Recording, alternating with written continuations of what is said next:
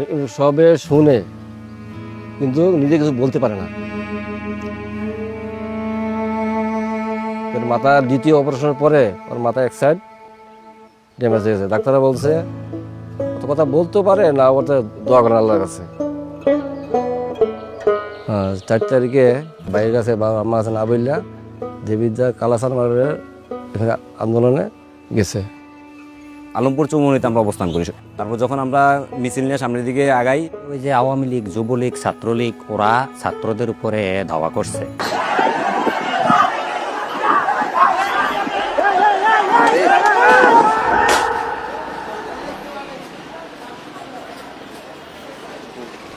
এখানে পিটাইছে।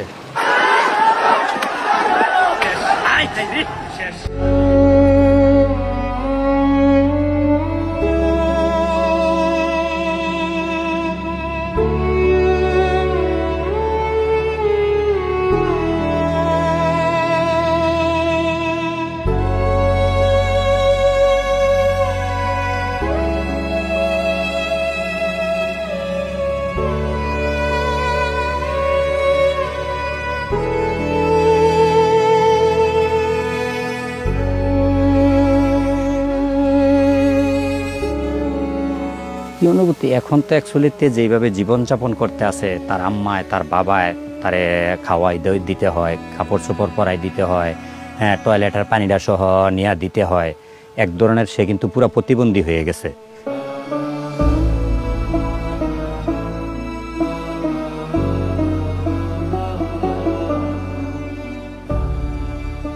সামনে নির্বাচন, নতুন যে কোনো সরকার আসুক, যে সরকার চলে গেছে এই ধরনের কোনো সরকার যেন দেশে না আসুক।